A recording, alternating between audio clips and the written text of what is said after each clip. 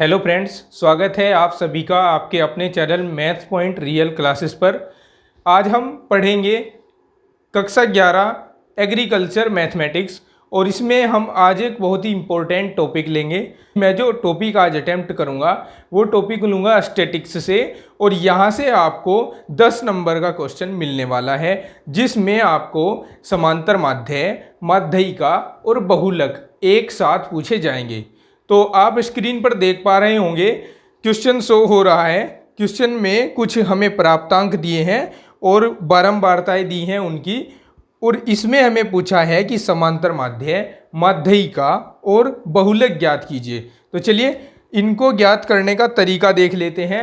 अब से पहले चैनल पर मैंने जो वीडियोस अपलोड कर रखी हैं वो मैंने इनकी अलग अलग यानी अलग से समांतर माध्य, माध्यिका और बहुलक अलग अलग टेबल बनाकर ज्ञात करवाए थे।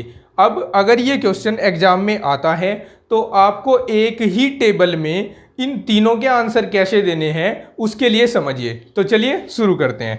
सबसे पहले आपको इस टेबल को मैनेज करना होता है। टेबल को मैनेज करना मैंने आपको पहले भी बताया था, एक बार फिर सीख लीजिए टेबल को मैनेज कैसे किया जाएगा।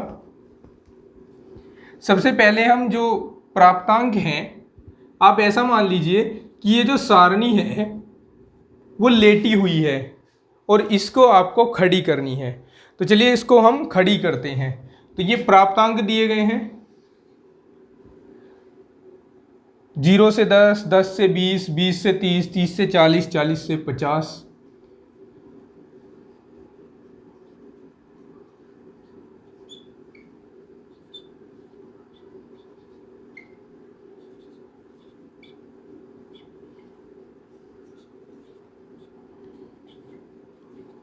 राइट। अब हम यहाँ पर एक कॉलम छोड़ लेते हैं क्योंकि हम समांतर माध्य भी निकालेंगे तो उसके लिए हमें मध्यमान की आवश्यकता होगी। इसके बाद हम बारंबारता लिख लेते हैं। बारंबारता दी हुई है क्रमशः 2, 10, 8, 7 और 3।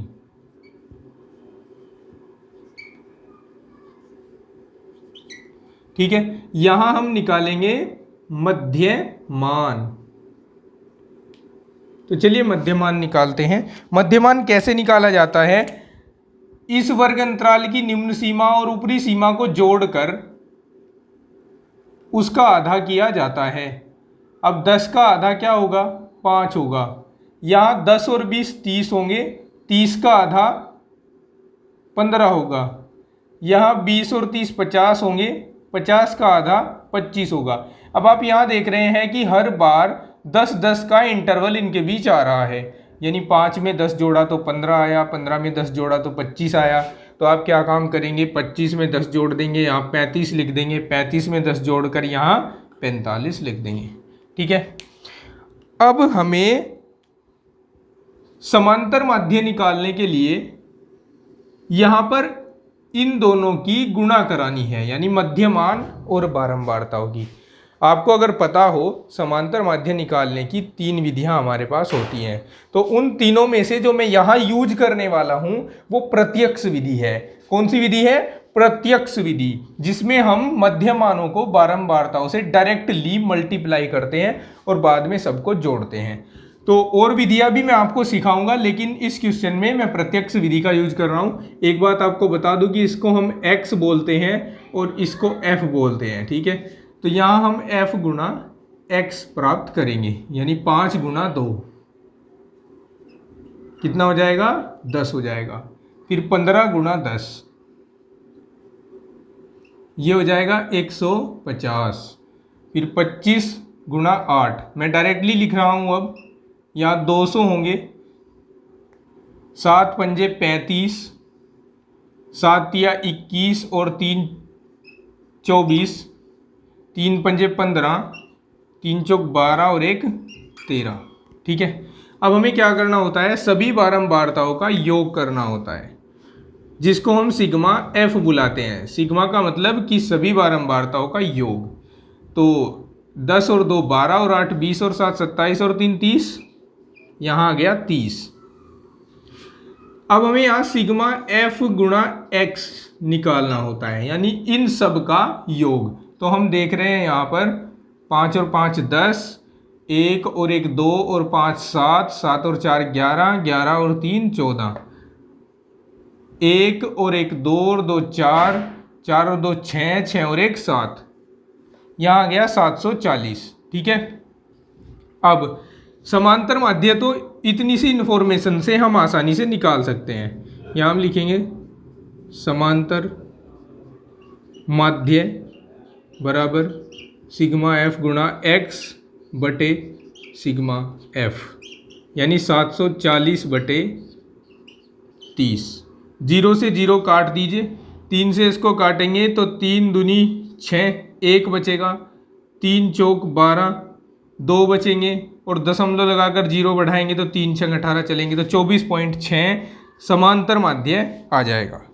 ठीक है, अब हमें माध्यिका निकालनी होती है। तो ध्यान दीजिए, माध्यिका निकालने के लिए जब हमारे पास वर्गीकृत आंकड़े हों तो हमें संचयी बारंबारता की आवश्यकता पड़ती है, और अवर्गीकृत आंकड़ों के लिए भी हमें अवर्गीकृत परंतु सारणीबद्ध आंकड़ों के लिए भी संचयी बारंबारता निकालनी पड़ती है। लेकिन अगर हमें आंकड़े डायरेक्ट दिए गए हैं तो हमें संचयी बारंबारता नहीं निकालनी पड़ती, तो हमें यहाँ संचयी बारंबारता निकालनी पड़ेगी। तो सारणी को आगे बढ़ाते हुए हम यहाँ संचयी बारंबारता निकालते हैं। एक कॉलम संचयी बारंबारता के लिए बना लेते हैं।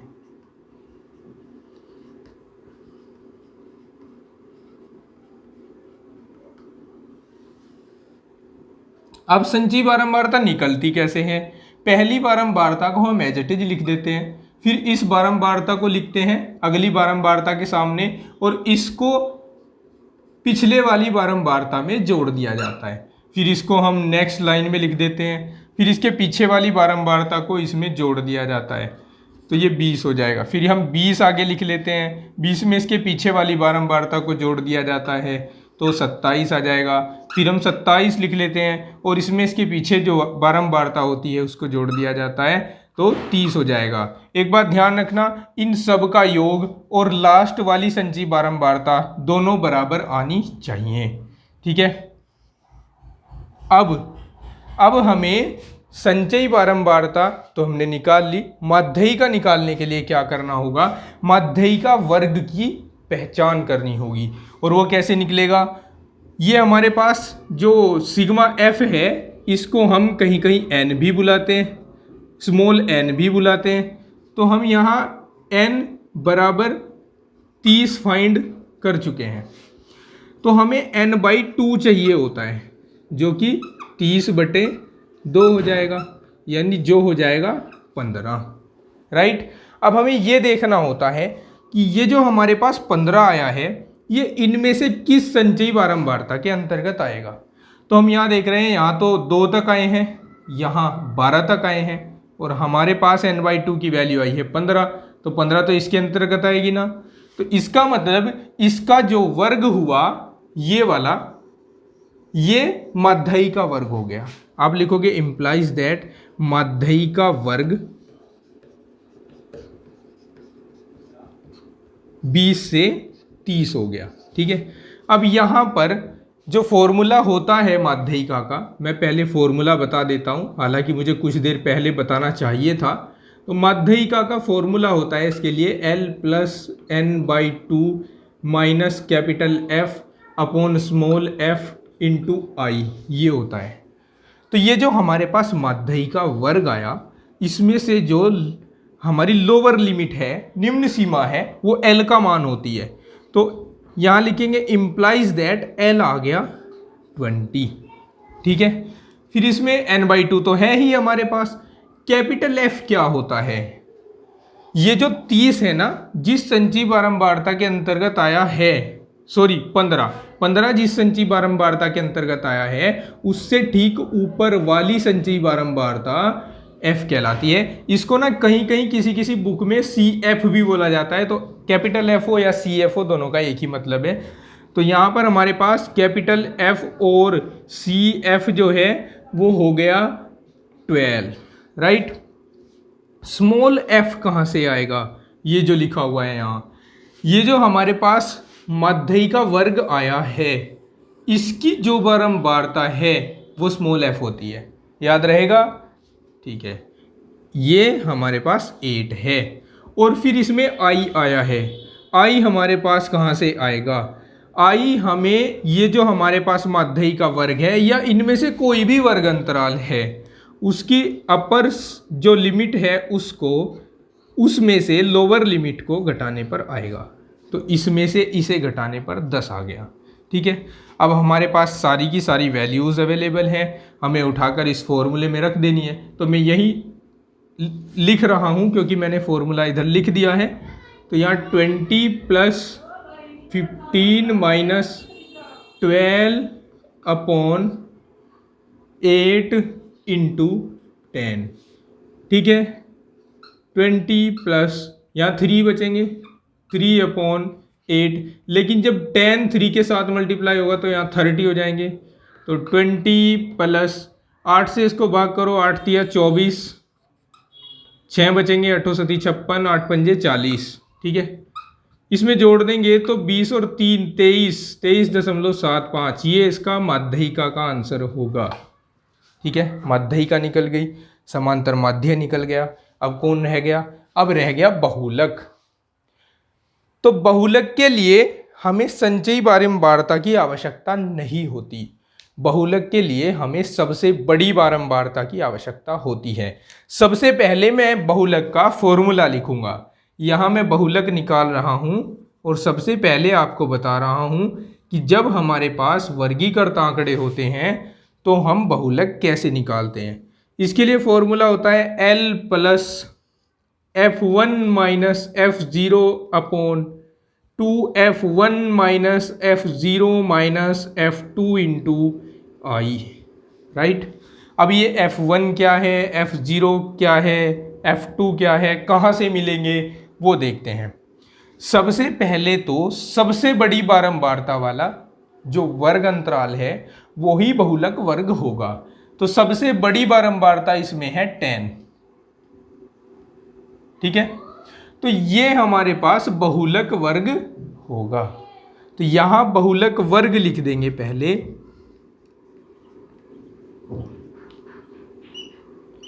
बहुलक वर्ग हो गया 10 से 20। L जो होता है वो बहुलक वर्ग की निम्न सीमा होती है, तो यहां से L आ गया 10। F1 क्या होता है? बहुलक वर्ग की बारंबारता होती है, तो बहुलक वर्ग की बारंबारता है 10, तो ये F1 की वैल्यू है। तो यहां लिख देंगे F1 10। फिर F0 क्या होता है? जो बहुलक वर्ग की बारंबारता है उससे ठीक ऊपर की बारंबारता F0 कहलाती है। तो F0 हमारे पास हो गया 2। फिर F2 क्या है? बहुलक वर्ग की जो बारंबारता है उससे ठीक नीचे की बारंबारता F2 कहलाती है। तो F2 हमारे पास हो गया कितना? 8 हो गया। अब हम फॉर्मूला यूज करेंगे। ठीक है, फॉर्मूला मैंने यहाँ लिख दिया है, आपको समझाने के लिए पहले लिखा था। आप फॉर्मूले को एंड में लिखोगे, यानी जब ये काम कर दोगे उसके बाद आप फॉर्मूला लिखोगे नीचे। मैं अब यहाँ मैंने लिख दिया है और मेरे पास स्पेस भी कम है तो मैं डायरेक्टली वैल्यू रख रहा हूँ। तो यहाँ पर L की वैल्यू 10 हो गई। यहाँ लिख देते हैं बहुलक, L की वैल्यू 10 है, F1 की वैल्यू 10 है, F0 की वैल्यू 2 है, फिर 2 इंटू F1 की वैल्यू 10, F0 की वैल्यू 2 और F2 की वैल्यू 8 और इंटू आई बताओगे इसमें? मैंने लिखा नहीं कहीं आई। 20 में से 10 घटाकर 10 आएगा, ये आई की वैल्यू होगी, तो 10 लिख देंगे यहाँ पर। ठीक है, अब इसके बाद में इसको यहाँ पे कर रहा हूँ।